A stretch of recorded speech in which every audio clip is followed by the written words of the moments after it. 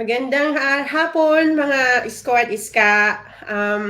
Today we're celebrating UP Foundation Day, and that is the UP Naming Mahal from last year's, I think that's a virtual celebration ng graduation ceremony. So yeah, I hope you enjoyed that stream. So before we begin, I'd like to acknowledge I'm streaming from Melbourne, by the way. So my name is Janica, and I'm the current president and convener of UP Alumni in Victoria. So before I begin, I'd like to acknowledge the traditional custodians on the land of which I'm streaming from and pay my respects to elders past, present, and emerging.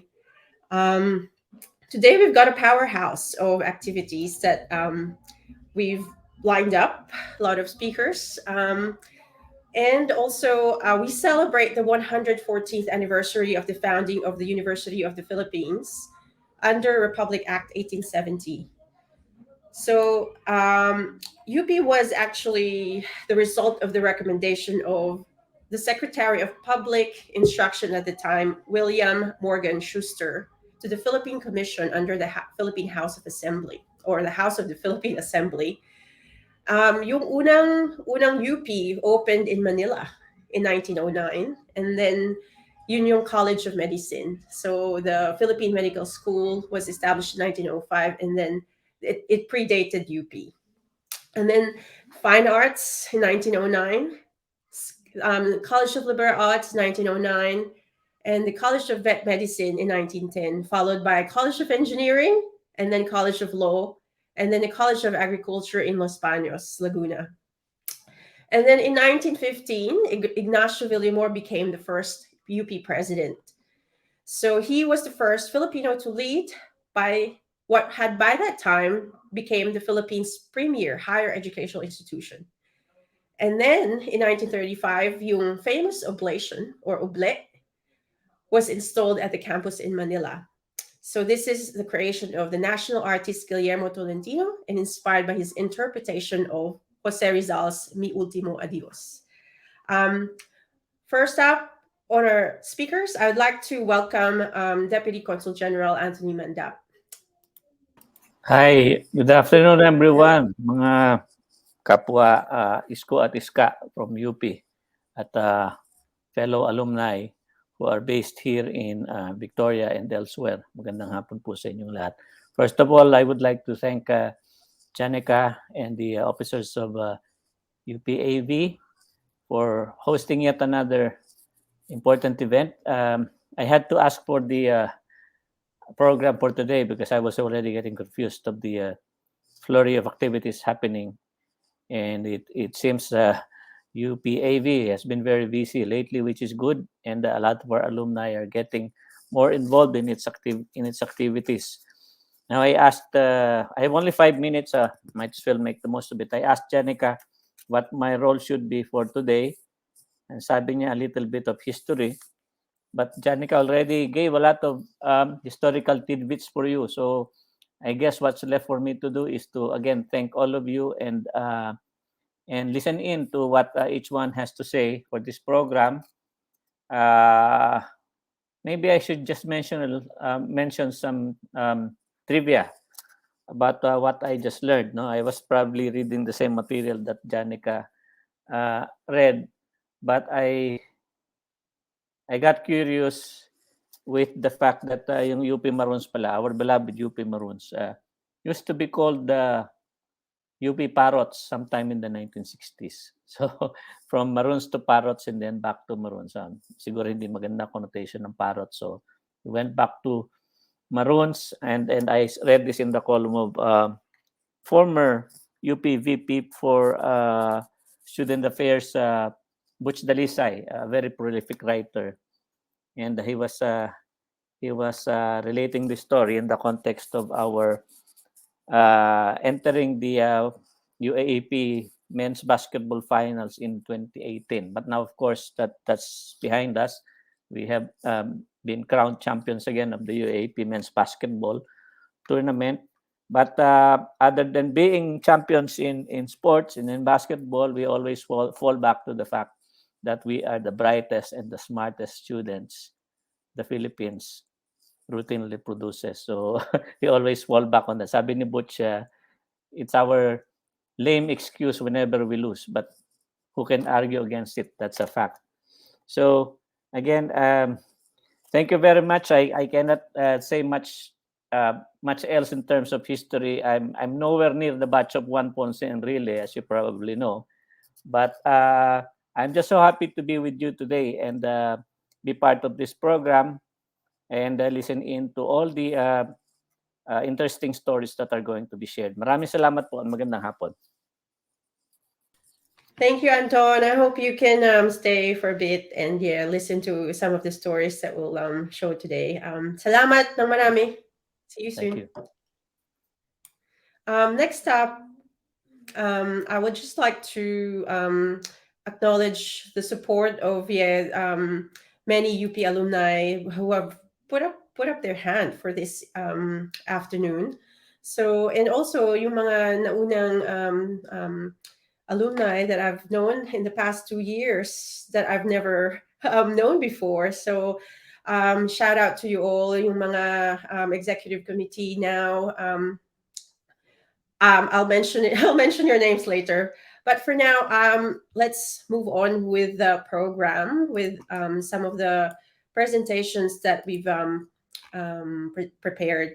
So the next stop is yung storytelling highlights. So in the last 2 years, we've been lucky enough to have some storytellers within the alumni group who are willing to share their stories of migration to Australia and bringing their family here, or just on how they were able to settle. So one of the good things about storytelling is you actually learn and be able to find out that you're not alone when you're a migrant in Victoria. Oops, sorry about that.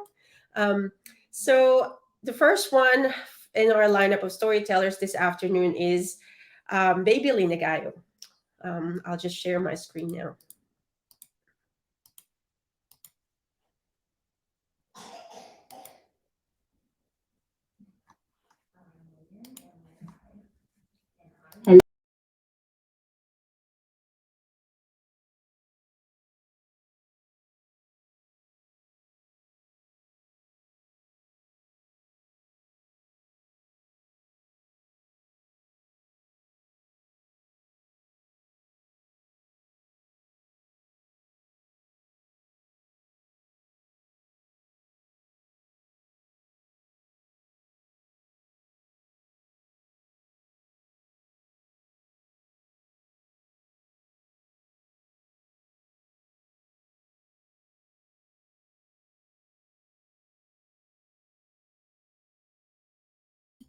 Sorry,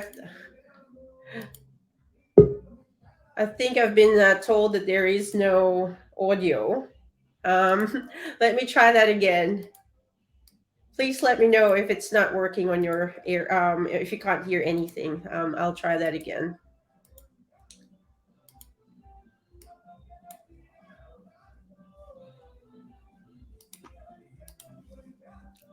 Hello, Hello, fellow fellow. Iska. My name is Baby Nagayo, and I feel really grateful to be given this opportunity to share a little about my career journey in technology. But before that, I would like to briefly introduce myself, especially that I haven't met most of you in person yet. I am originally from Pulilan, Bulacan, and I am married to Patrick Nagayo, who used to be my classmate in UP Diliman. We are both CPAs in the Philippines, but decided we don't want to practice general accounting. So now I am in cybersecurity, and Patrick is in mergers and acquisition. We have one daughter, and her name is Liana. She's turning 7 next month. I work at EY, and I've been with the firm for almost 5 years now. EY sponsored my work visa back in 2017, and I took Patrick and Liana with me as my dependents. Just last year, EY also sponsored my family's permanent residency here in Australia. So sobrang daming blessings to be grateful for despite yung mga challenges brought about by the pandemic. I started as an IT auditor sa EY, and I was given an opportunity to work on a cybersecurity project just before COVID hit. I believe that was in late 2019. And, I always feel challenged being in an environment wherein I know so little. So I requested to be formally transferred to the EY cyber team here in Melbourne, and that was in 2020. So as expected, I struggled a lot at the beginning considering that I have a business administration and accounting degree and I don't have the technical IT background. So I even got to a point wherein kine-question ko yung sarili ko kung anong ginawa ko sa career ko. But I truly believe that God has a better plan for me and my family. As many of you are aware, nag-boom talaga yung cybersecurity industry since the pandemic hit us. And I believe I made my move to cyber at the perfect time. It was very challenging at the beginning, yes, pero it's all worth it. Parang yung lahat ng hirap na pinagdaanan ko nung nasa UP pa ako, all worth it. And, as scholar ng bayan, yung husay at dangal talagang dala-dala natin kahit saan man tayo magpunta. Almost always, nag-excel tayo sa mga pinapasok natin.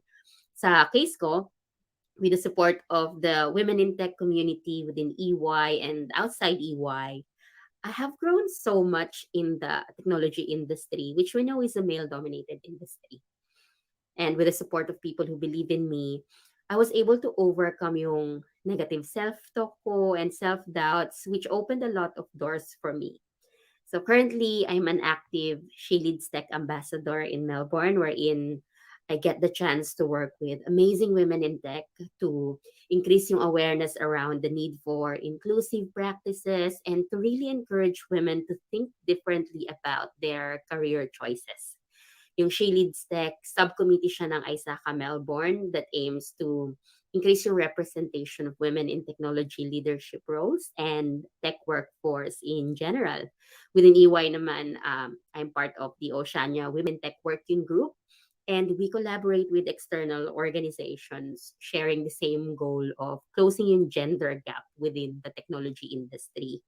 So just last month, I did a small project with Code Like a Girl wherein I took over their Instagram page for a day to share about a day in my life as a cybersecurity consultant at EY. Itong Code Like a Girl, it's a social enterprise that supports girls and women into entering and thriving dun sa world of coding. So I still have so many other things to share with you all about yung journey ko within the technology industry. Pero hanggang dito na lang muna for now. Thank you, Janica, for the opportunity to share today. Please know that I'm really, really appreciative of everything that you do for our UP community here in Melbourne. So stay healthy and well, everyone. Hope to meet you in person soon. Bye.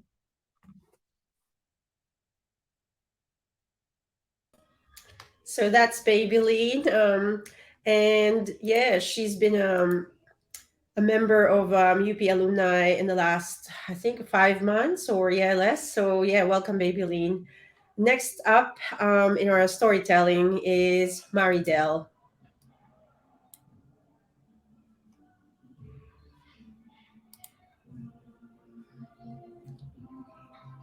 Hi, Maridel. Magandang hapon. I think you're on mute. Sorry, my connection was Go. bad earlier. So I just got back on. Sorry.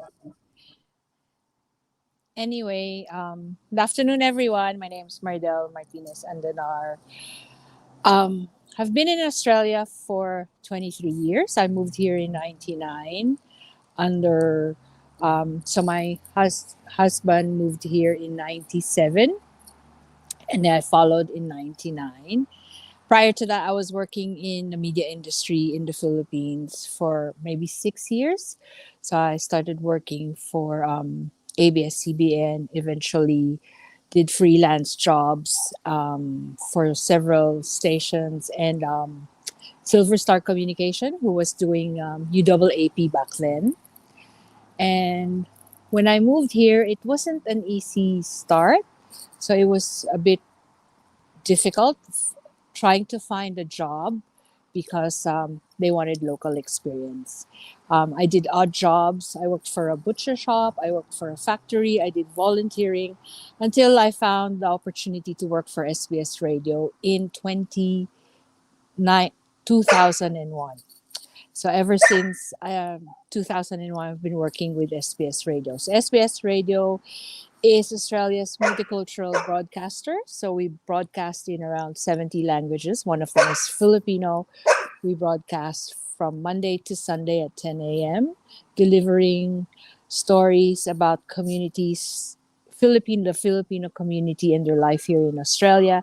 And of course, news updates about what's happening in the Philippines. So we have, for a few years now, we've been on a multi-platform. So we are on digital, we are on radio, and we are also on podcasting. So the sbs.com.au/Filipino.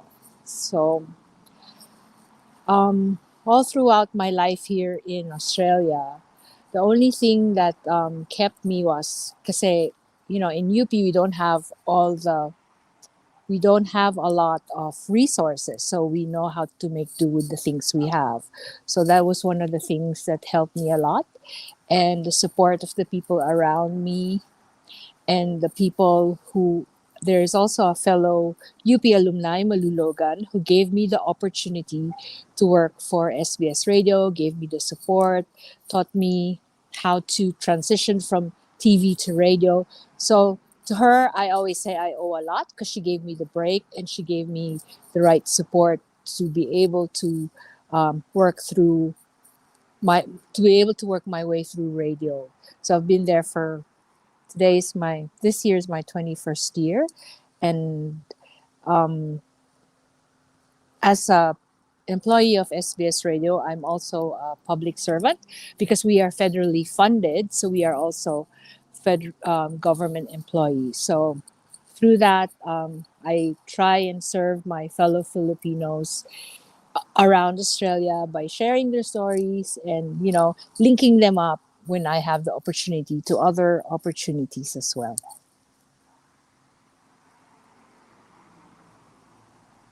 Oh, thank you, Maridel. It's great to know that you work at SBS. I subscribe to SBS. I think a Thank lot of you. us will do. So yeah, follow Maridel at SBS Filipino. Mabuhay and more power. Yeah. Thank you. Thank you.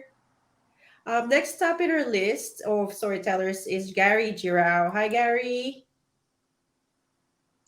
Hello, good afternoon.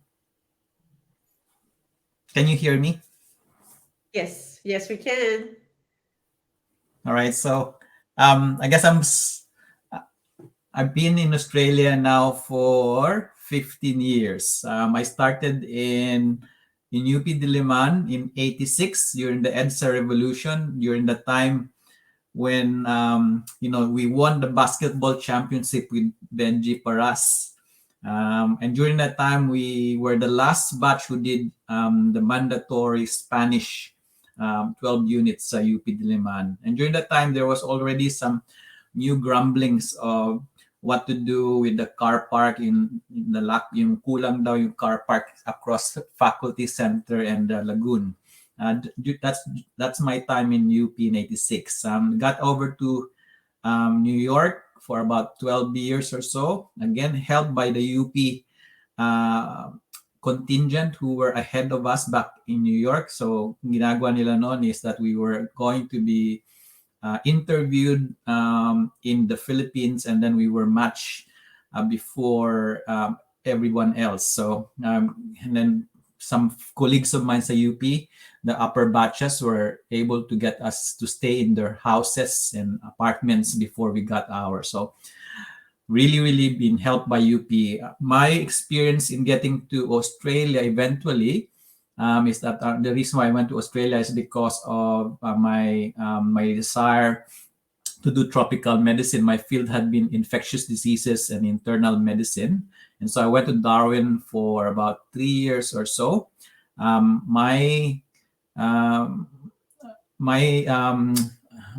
journey to Darwin was relatively straightforward. So they didn't actually give me a hard time. They just got to hire me. I get to see a lot of Filipinos in Darwin. To Darwin, I think Filipinos are the second largest minority group. So we really were taken care of. And then eventually I got myself to Hobart to work in the hospital there. I became the head of department there, and now I'm at Melbourne in Alfred Hospital doing COVID work, infectious diseases, and internal medicine. What I really learned from all of this thing is that it's like we've been told that UP stands for University of Pila because of all the Pila that we had to do. Pila for paying, Pila for lining up for classes, for everything. And that, I think, helped us to become persistent in this world. So we were not given any golden spoon. Hindi tayo finid lang, but we really had to work hard and find our niche in this world. So that for me had been a valuable lesson all through this last 2 decades or so working in America and working in Australia. And I must say that working in Australia, I haven't had the chance really to bump into a lot of my UP colleagues. And so I'm really happy with Janeka and being able to touch base with her through a basketball celebration a few weeks ago. And then so I'm really refreshed and happy that I'm meeting my fellow ISCO and ISCA. So thank you very much for inviting me to this forum.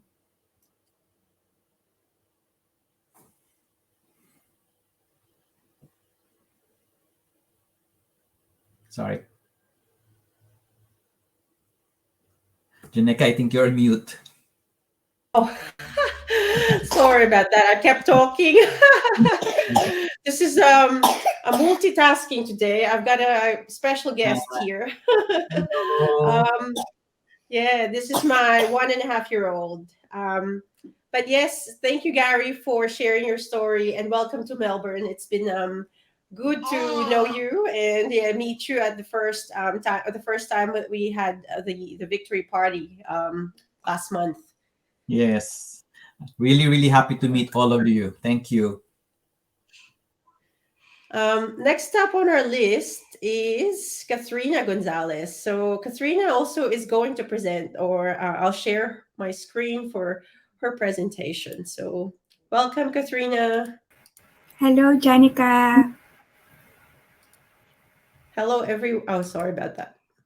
Had to stream. Here we go. I'm just going to share your presentation as well.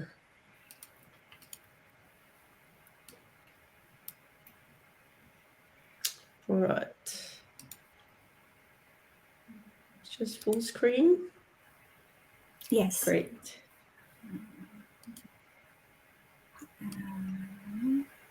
Is slide 3.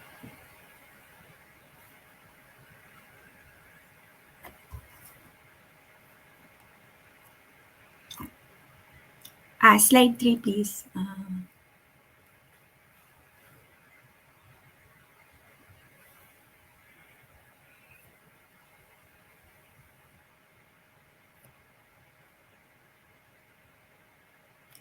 Good afternoon, everyone.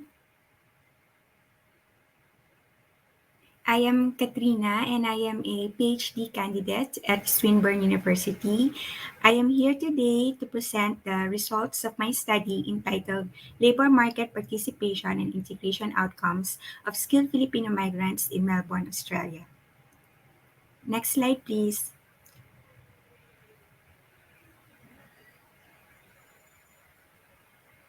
My motivation for conducting this study is that skilled Filipino migrants are understudied but one of the most important and rapidly growing migrant groups in Victoria. They are part of Victoria's top 5 skilled migrants in 2016, together with the Indians, Chinese, British, and Sri Lankans. And why skilled Filipinos in Melbourne? Because Melbourne is on the lookout for talented international migrants and a significant receiver of migrants. Melbourne also has a thriving Filipino community. Next slide, please. My study's main objective is to examine the employment experiences of skilled Filipino migrant workers and how they translate to the desired and actual labor market integration outcomes.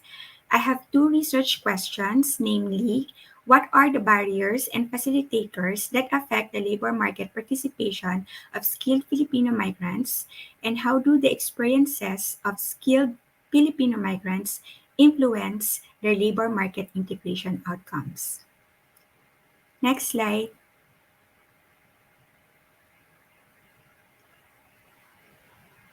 For my research methodology, mixed method approach was utilized. How did I select my respondents? They should be permanent residents who entered Australia under the skilled migrant stream or in any stream before eventually becoming a PR, who are working in local government areas of Melbourne. Initial contact with the participants was made through email and advertisement. Next slide, please.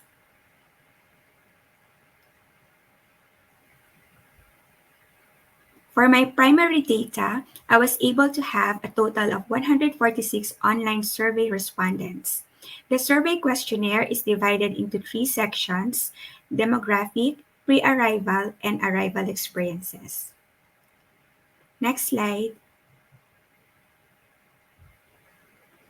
I had the opportunity also to interview 10 participants to learn the detail about their employment experiences.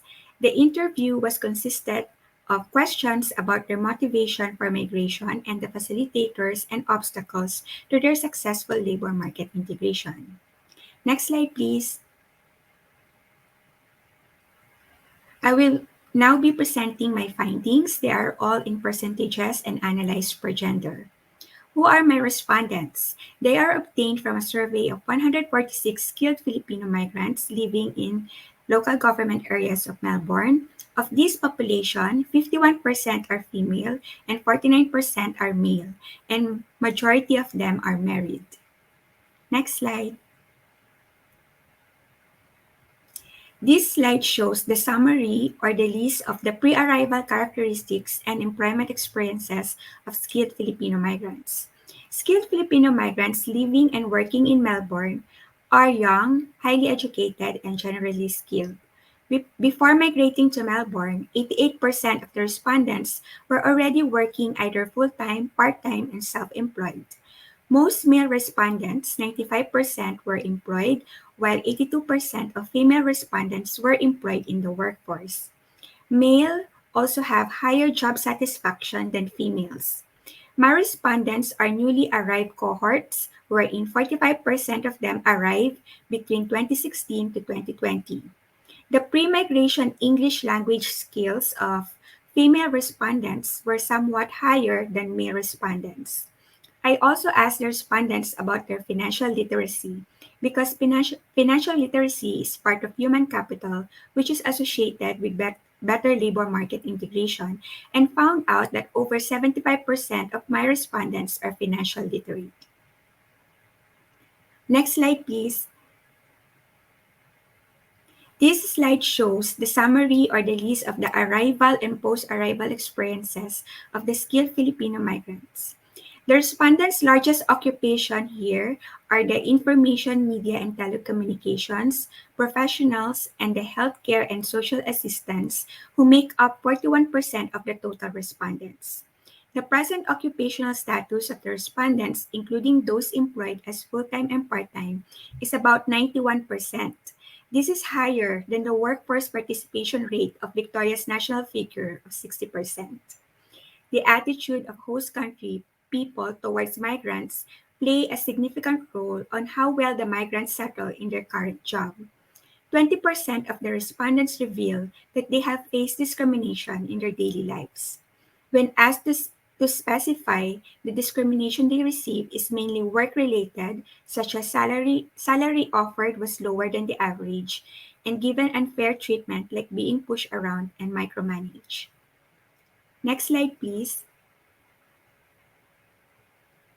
Based on the above findings, the following practical implications are offered in the belief that their adoption would significantly encourage better integration of skilled Filipino migrants into the labor market in Australia, not just in Melbourne. First, preparation before migration. Migrants' preparation should involve the collection of the necessary information about the work requirements. Financial skill and capital are also a significant component of the migration planning. More Filipino community support. As the initial settlement period is crucial, additional support should be given to the newly arrived to help accelerate the process of employment, integration, and minimize unnecessary dislocation. Improve relationships with the host community. One of my key findings indicate that skilled Filipino migrants maintain relatively low levels of relationship with the Australian community. It is recommended that skilled Filipino migrants should be more proactive in forging strong ties with the Australians who can help them in their employment search. Government help in labor market integration and policy changes. Proper and effective government support is required for skilled migrants. Migration policy changes a lot, so it also affects the skilled Filipino migrants' labor integration. Thank you, and that completes my presentation.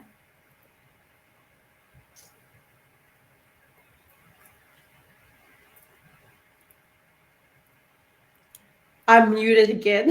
Thank you so much for sharing that, Katharina. That's Thank you, wonderful to hear Janica. about the results. Katharina is a PhD candidate at Swinburne University, as she mentioned, and she's doing this research, and I think it's about to be published this year, isn't it, Katharina? So good luck with that. Yes. Thank you for sharing your presentation today.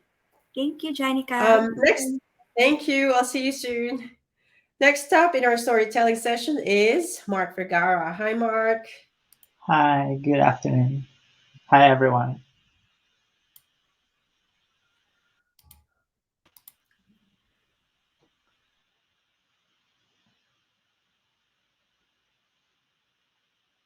All right.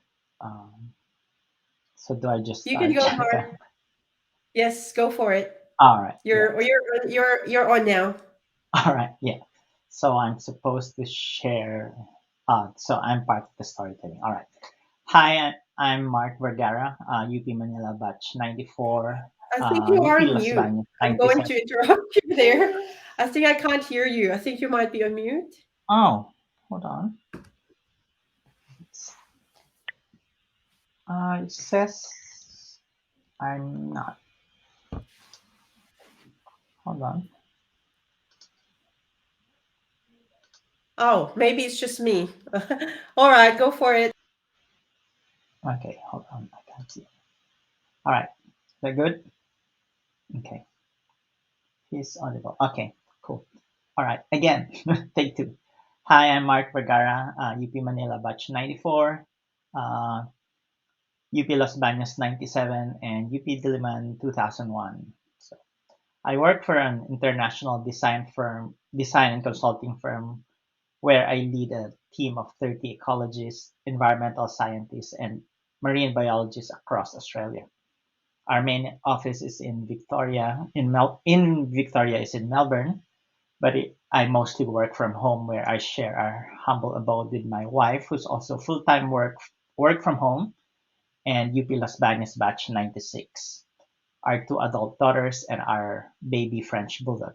That may sound like a good life right now, but that wasn't always the case. It was December 2014 when I first brought my family to Adelaide as a skilled migrant. I had high hopes of an even better life in South Australia after relocating from Singapore, where I was country director and a technical director at the world's largest engineering and design firm. Surely someone would want me here, either my current employer or competitors. Surely not. To cut the story short, after working as a farmhand, medical center cleaner, pickpacker, and forklift driver, I decided to work as a laborer for a land management company here in Melbourne's southeast. It was literally back-breaking, putting plants in the ground or killing weeds all day. Sipag at tiyaga was definitely in action for me there. I was grateful for the opportunity just to work in the environmental industry, even though I couldn't feel my body after I got home from work. I learned the ecology of Victoria as quick as I could, took photos of every plant or animal I couldn't identify at the time, and came up with a photo library of plant ID and their location, such that I don't only remember the scientific name by heart, but can also pinpoint the location of where I saw them in Victoria. So my peers noticed my diligence, passion, and always ready to lend a helping hand. That reached the management, that I was asked to join the environmental consulting division within 3 months of casual work, and promoted to environmental coordinator in the following 2 months, before I even completed my 6 month probation period. Um, I was the only Asian then in a group of 70 staff. At the time I left the company, I was leading the environmental consultancy division with somewhat a wake up call from my CEO when I talked about how to grow the team and the business, saying, "You're too big for us, Mark." So there were no hard feelings when I left the company to join my current employer. I am still friends with my former CEO and have since brought large contracts to her through my current employer. Well, as Filipinos, particularly those of us who grew up back home, we are very uncomfortable talking about salaries and promotions. Throughout that roller coaster ride, I never asked for a promotion or a raise, and I left it all to working with excellence and hope that my bosses notice and give me the promotion and salary I deserve based on my value to the company. Now that I think about it and seeing how things work in Australia, I should have. So for a long time, I was in a way embarrassed or ashamed for leaving the country to look for greener pastures in Singapore and then in Australia. There was guilt in leaving the country at that time because the words I had written for a 2004 article in the Philippine Star, and eventually ending up in DOST's compilation book Science and Technology for Securing a Better Philippines, were haunting me, where I said, 3 years after that experience, I'm still with the UP Marine Science Institute as a graduate student and part-time research associate. I kept I keep telling my friends that there is hope in what I do, that I will not become part of the statistics of Filipinos who have chosen to forego their dreams and passion in exchange for more comfortable lives by migrating to Australia or Canada, or by joining well-paying call centers. But then here I am in Australia a few years later. So my guilt was actually driven by the lyrics of UP Naming Mahal where it says, Malayong lupain, di kailangang marating, dito maglilingkod sa bayan natin. For quite a while, I felt guilty when working on projects in the Philippines as I was supposed to be a scholar ng bayan and even got my first employer in Singapore to donate a 300,000 peso modeling software to UP Diliman and ask my former professor, bayad na ba yung utang ko sa'yo sa UP, boss? To which he replied, bayad na, may sukli pa.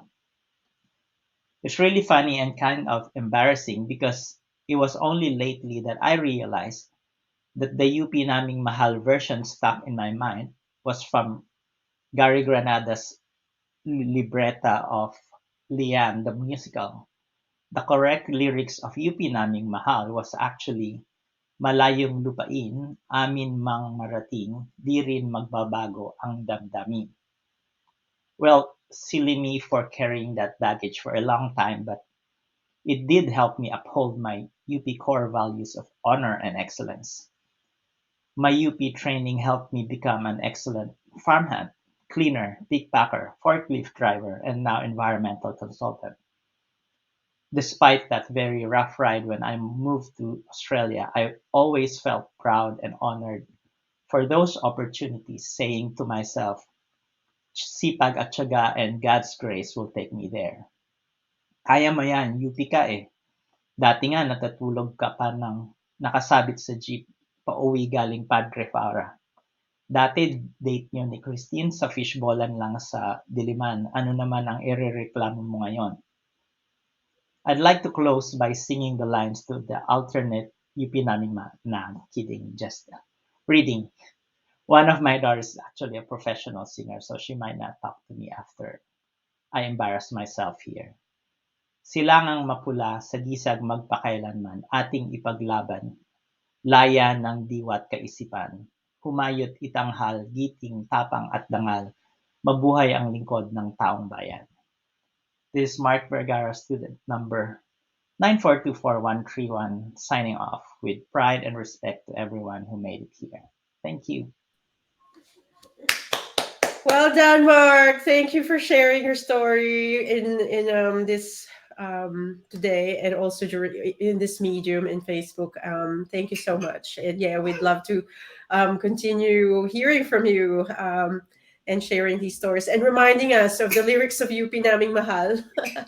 That is, yeah, it's good to hear it in Tagalog, which we don't normally hear a lot. So yeah, salamat sa pag-mention nun. All right. Cool. Thank you. Next, yeah, thank you. Next in our lineup of program, I was going to introduce a guest speaker, but she's not here yet. So what I'll do is share my screen about some highlights in the last year or so about UP campuses. So I did a little research, some presentation. I got in touch with the UP Office of Alumni Relations, and they sent me some news about infrastructure and systems and recent happenings in UP campuses. So bear with me, I'll share my screen again.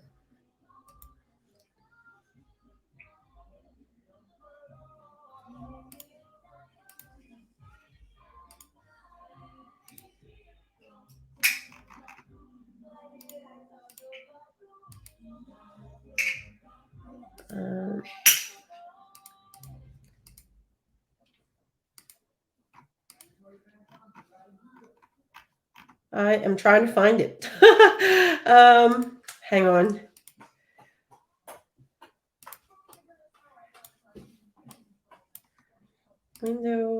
Window. I might just do this. Here we go. Hope you can see that. So here we go. Some snapshots of the recent events that we've had in UP campuses. So first up that I could show you is some national artists and alumni appointees in the recent election in the Philippines and a memorial museum in UP Diliman. So we have 5 new national artists that have recently been announced. In order of the photos that you could see from left to right: Chimino Abad, National Artist for Literature; Fides Cuyugan Asensio, National Artist for Music; Agnes Luxin, National Artist for Dance; Tony Mabesa, National Artist for Theater; Ricky Lee, National Artist for Film and Broadcast Arts. So you can see this photos and some article written. If you log in the up.edu.ph, you'll see this new article recently published. And we also have recent appointments of the new cabinet of the government and elected officials, or from UP Diliman. So they're all, UP alumni, not necessarily Diliman. So all from campuses of UP. So it's a long list as well. If you check out the website of the UP alumni relations, it's all listed, and yeah, it's amazing. If you're from UP Visayas, UP Visayas signed a memorandum of understanding to provide a solar grid for UP High School in Iloilo.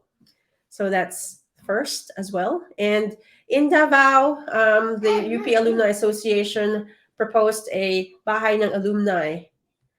And in UP Diliman, there is going to be the establishment of the UP Freedom Memorial Museum in September this year. So yeah, that's a lot of things that's happening. What I'll do next is show you some slides from some memorable experiences and photos that I've gathered from our members. I won't show them, but I'll show the photos that they've sent me. So this is from Carl and Lani. This is from Jean. Oh, so Carl and Lani, they're a couple based in Melbourne, and they have their names engraved. I think this is in Diliman. BSIE, it says. So they're both from industrial engineering in Diliman. So Carl and Lani, they have that in their photo there. Jean Audrey Akinde, she's also sent us her favorite spots in Diliman. That's Lutong Bahay, and that's also the that oval track. And I think that's across engineering, if I'm not wrong. This is from me, my beloved OBEM. It's one of my organizations that I joined when I was in campus. So Break Even is our newsletter, and these are the people I really miss them. I don't know where they are, but somehow I've kept this magazine. And Rochelle, she sent me a few photos, but I put in here. And that's it. Yeah, I know you probably have a few that you would. Oh, you can't see the photos. So my.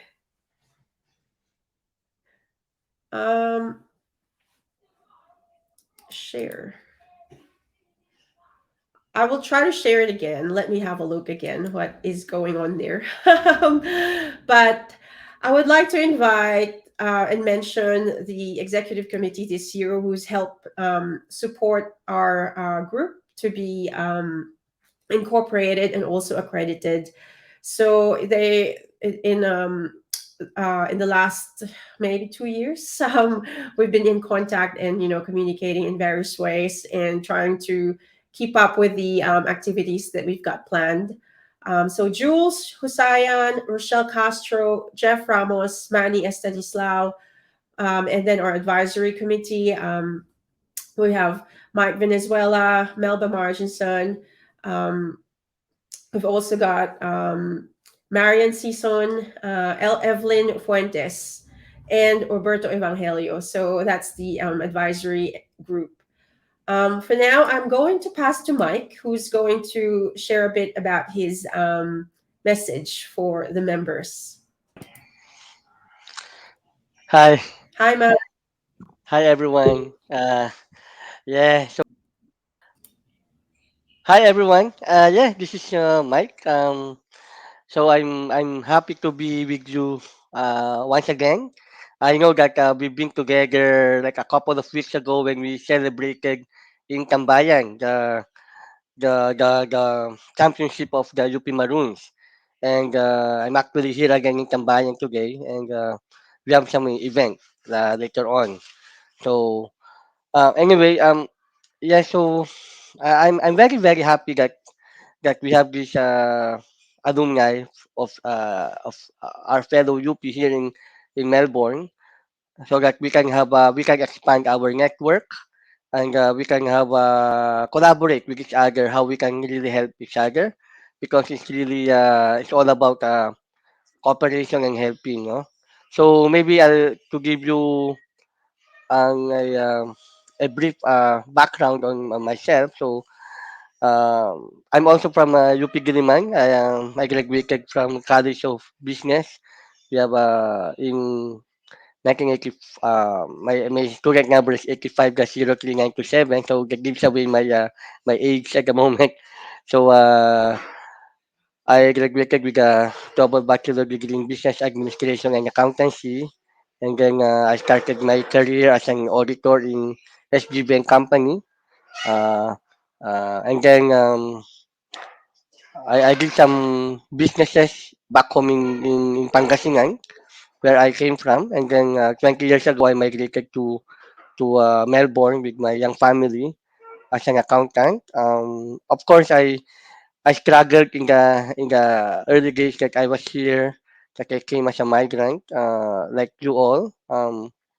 I started working in a factory, also doing night shift.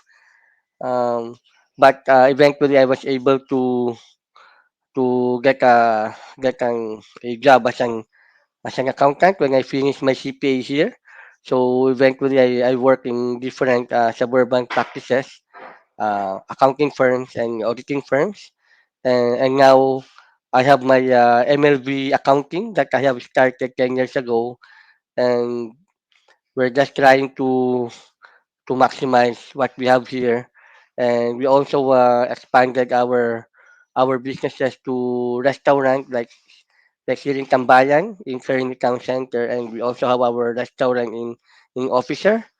It's called Carvery and More, and we're also part owner of Talier Auto Group. So the one in Dandenong, I'm part of that. And we have our offices, our accounting firm offices here in Tambayan currently, and also in Dandenong, the one in Talier. So we try to help how we can help our fellow migrants. We're also active actually in sports. That's why when UP Maroon won the title, I'm very excited, and I offered Tambayan to be the venue for our celebration, and then eventually we also have our basketball team here in Australia, and we also have our basketball league. We call it Liga Australia. So we really try to uh, to help our fellow communities here by way of being active in activities that matters to our migrant community.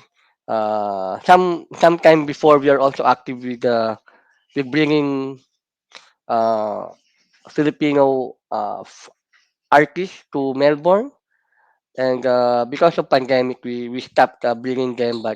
But previously, 2 years ago, we brought our some popular artists here to Melbourne, just to remove our homesickness here.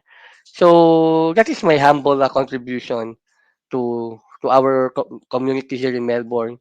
I always believe that by helping our fellow kababayan here to remove their homesickness, and to be able to start something like being a you know an accounting firm for the Filipinos to go to, so that I'll be able to inspire or advise them on how to become financially stable here, so that our success will have a ripple effect to our families back home.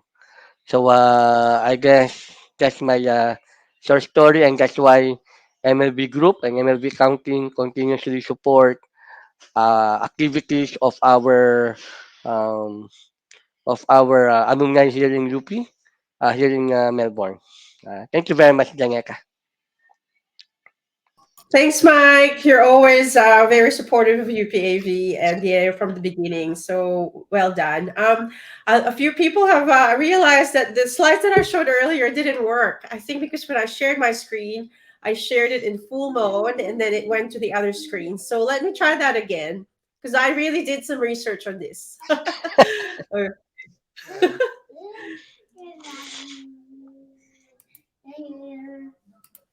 um, Can you guys see it now? If not, let me know again in your comments. Um, all right. So in the last, I think recently, so this is the list of the current or the new new national artists who are from UP alumni. Yay, it's working. Thank you. Oh yeah, I just had to enlarge it in one side. So from in order of from left to right, it's Jamino Abad, National Artist for Literature, Fides Cuyugan Asensio, National Artist for Music, Agnes Locsin, National Artist for Dance, Tony Mabesa, National Artist for Theater, Ricky Lee, National Artist for Film and Broadcast Arts. So I think a lot of you might know them. I'll have to do some more research about who they are.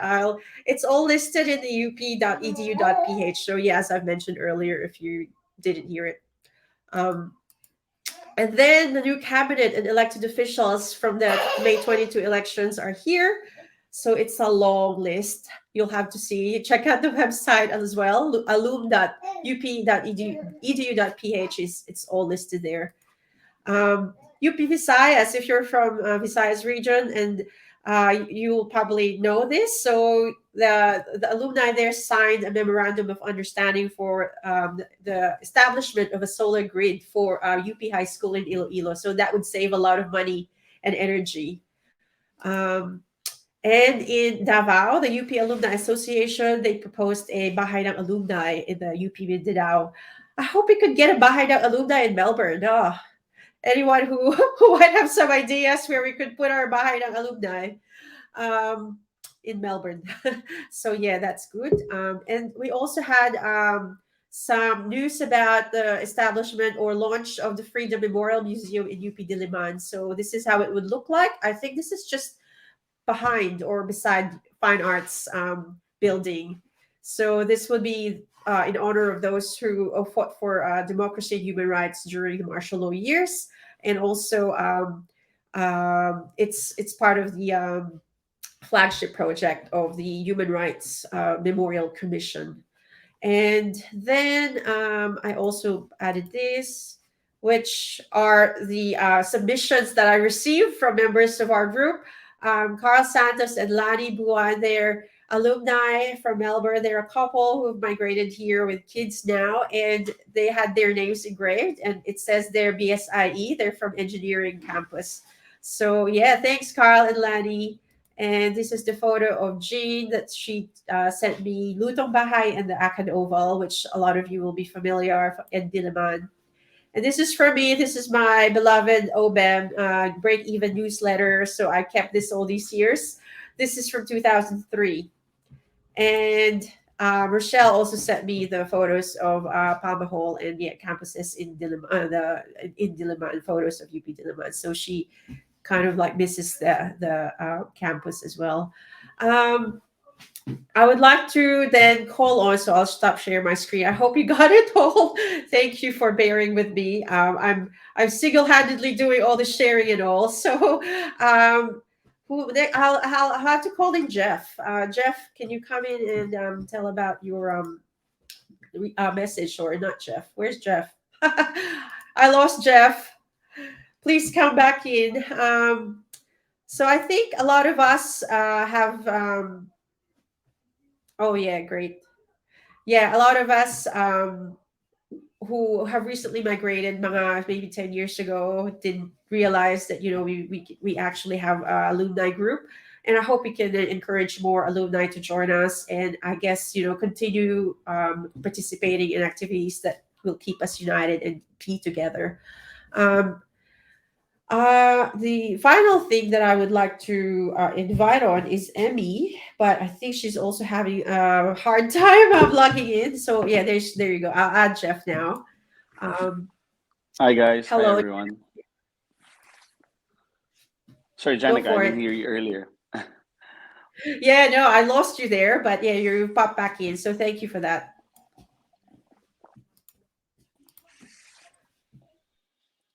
Okay, can you hear me? So yeah, just a bit about my experience here. I is that what we're going to be talking about? Sorry, I lost my phone earlier. But yeah, I've been here in Melbourne about 3 years now. In Australia since 2010, and it's been challenging. I didn't come from the Philippines. I came from Europe. So I was lucky enough that I had the experience with most people from who are migrants from Europe. That when they came here, they already had jobs. So I came through when there was an issue with the economy, with the financial economy around the world, and Australia was doing by far by the best. So I decided to migrate here, and I've been in the construction industry. There's not a lot of Filipinos in the construction industry, so being of engineering background, but it's I've been lucky enough, and especially when moving here to Melbourne, uh, being exposed to the UP alumni, it's definitely allowed me to network more and getting more friends, in the same area, and the community is definitely flourishing here in Victoria. So I think I wish that we could all more see each other more, and I'd like to plug in the networking event that we're going to have next week as well. Next week on the 24th, Friday, at Lorimer Street. So for those who can come, um, please do come. The details are on the Iska LinkedIn page and also on the Facebook page. So please do come and come with us on this Yeah, special event. I do have a poster that I'd like to share. Yeah, before we end up the session. Thank you, Jeff, for that message. And yes, a bit about you. I also, yeah, I was also going to do that. I was just waiting for if anyone else wants to join us, and I've sent the link, but I think they're Okay, sorry, Janica. unable to this So afternoon. excited. But no, that's cool. Yeah, no, all good. So let me just share my screen again because I'd like to show this part. So here we go. Jeff and I have been organizing this Pinoy Power event. I'm sure some of you might have seen it. It's a networking event for professional migrants in Victoria. The first theme was cultural adaptation, which we held last year during in November, and that was when we were able to get together in person again after all these lockdowns in Victoria. And then the second event, which we're doing next week on the 24th of June, is about career growth and aspiration. So have a look on our our website, our social media, and LinkedIn. It's all posted there. And entrepreneurship, which it's TBC, but yes, we will do it sometime at the end of the year. Um, in line with that, I just want to thank everyone who's able to join today. And I just want to show you some timelines of what we've done in the last year. This is some um, main highlights of our, um, I guess, establishment in Melbourne. It became, yeah. So our first meetup happened in 2020, just before the pandemic happened. And then we had lots of virtual meets via storytelling sessions. We did about 6 during 2020, 21. We also had some in-person meets. So that's when we had our first kamayan at Mike's place in Tambayan in Cairnley. We had our first picnic at the park in that year as well after lockdowns. And then for the first general meeting was held last year in February, in November 2021. And then we held our first networking event. So this year we were able to get accredited and incorporated in Victoria as an incorporated association, and we were able to finally resume in-person events. So we were able to do some catch-ups at Melbourne CBD and at Werribee Park, and also we launched the mentoring program, which I'm quite proud of for a lot of the mentoring participants who participated. So that's a great outcome. Even though we were only like 7 pairs, that was a great submission of people who are willing to lend their time and talent. So, and then, yeah, for the first time in 36 years, we were crowned the UP Men's Basketball Championship. So, I saw a lot of team spirit and UP spirit in that event. A lot of us were able to sing and get together as well. And yeah, next week we will hold our second Pinoy Power series. So, hope to see you there. If not, we'll see you in the next one. But thank you for joining us this afternoon. I just like pull up everyone who are able to I'll stop my sharing my screen. Anton, Jeff, Mike, Katharina, if you're still there, come and join. Gary, um, like put on your video. Thank you. So yeah, well, thank you, Maridel, for joining. Yeah, Emmy, finally. Hi, Emmy. Hi. Well done. Um, yeah, Emmy's gonna close this afternoon's event. So if you wanna start chatting, talking on the screen, Emmy.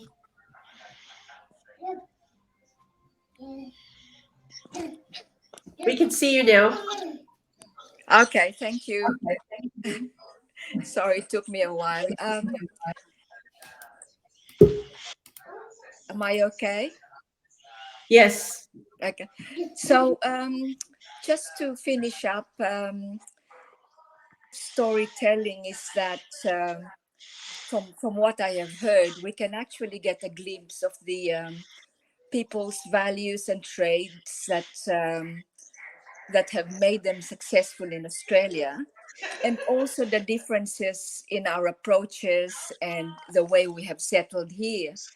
But there were also very common themes, and one of the themes was that we don't necessarily land the jobs or the careers that we have been trained for or we studied for. So some by choice, some by necessity. And as we have seen from the stories of Baby Lynn and Mark and Maridel, there have been